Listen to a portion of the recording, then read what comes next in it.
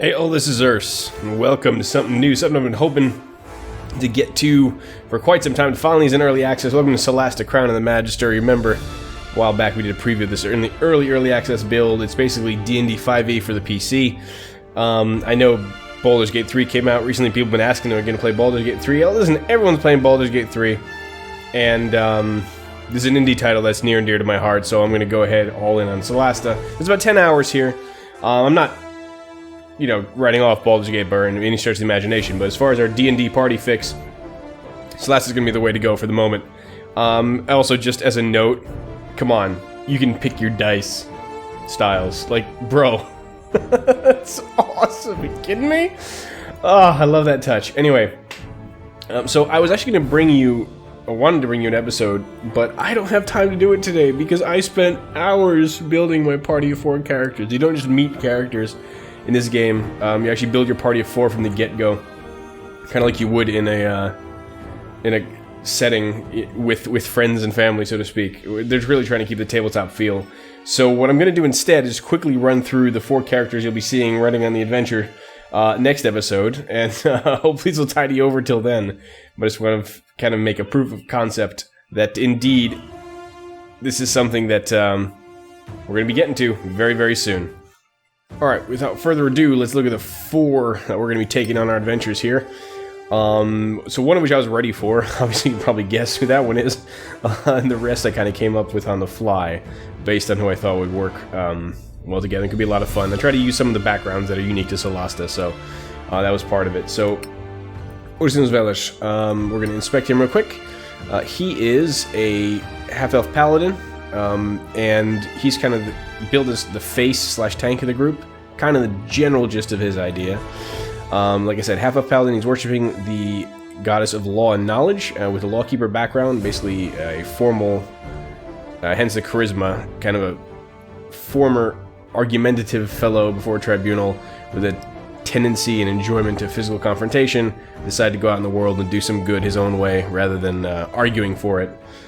It's kind of his vibe. And his proficiencies don't really matter right now. There's a bunch of different stuff, but the idea of intimidation, persuasion, perception, and insight being very good, because he is pretty strong in wisdom and pretty strong in charisma. It's kind of his idea, plus being kind of a beefy boy. Alright, then we have, I'm going to do it in the order I made them, because I don't remember.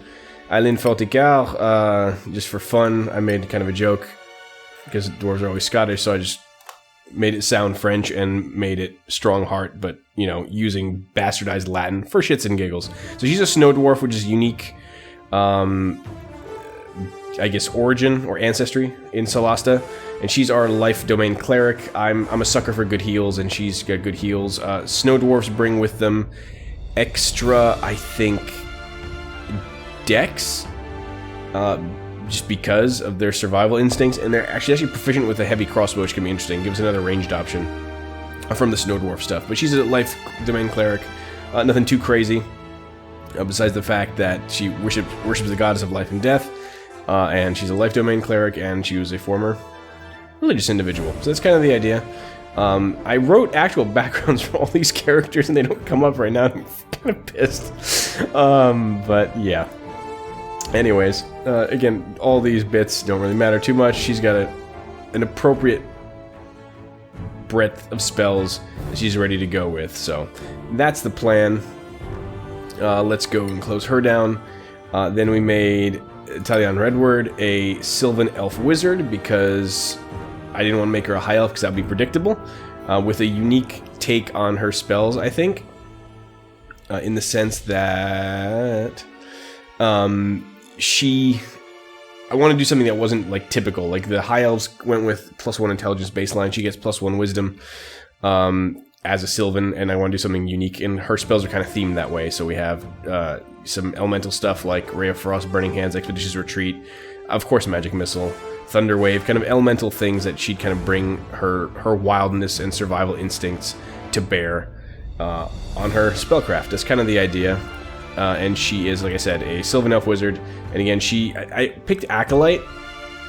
Again, not because I had a particular vibe for it, but because I thought it was neat to have her kind of use her nature worship as a channel for her wizardry. That was kind of the feel I'm trying to go for with her, even though she's channeling it via the arcane. That was kind of the idea. Maybe it's shit, but I had that thought. And yeah, so that's her. Hair's a little wild, but that's kind of the idea. And last but not least, we have Fade, just Fade, a marsh halfling. So again, another unique background to the character. He's a rogue. Unsurprisingly, he's pretty bogged standard as a rogue goes. He's a spy, so extras benefits to poisoning and stealth, effectively. And so he's got a lot of proficiencies in investigation, sleight of hand, and stealth and acrobatics. So he's kind of just gets places that people shouldn't, because he's a halfling. And he's also got a pretty good proficiency with giant, halfling, and orcish. Makes you wonder what kind of past life he has, but guess what? You can keep a secret, so can he. So that's kind of the plan. That's our 4. I lean them all generally toward the good side, because I realized it's kind of... I'm kind of a D&D traditionalist in the sense that unless you're running like an evil campaign, I mean, the idea of these stories is you're kind of the protagonist in a way. So, Urs is a lawful neutral because he's a lawkeeper paladin who dispenses even justice, whether you like it or not. Chaotic good, neutral good, and I think...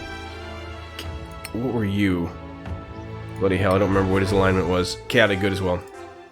Yeah, so there's a little more chaos here because they're, you know, a little wild, and we have the stalwart dwarf. So that's kind of the plan.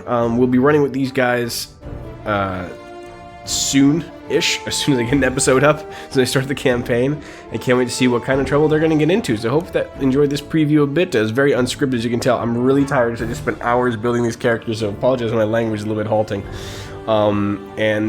Yeah, that'll be our crew. Try to keep them interesting and unique looking, tell them apart on the battlefield, and I'll see you all next time here in Solasta when we set off on the campaign adventure together. Alrighty, till next time, I'm a nurse. Till then.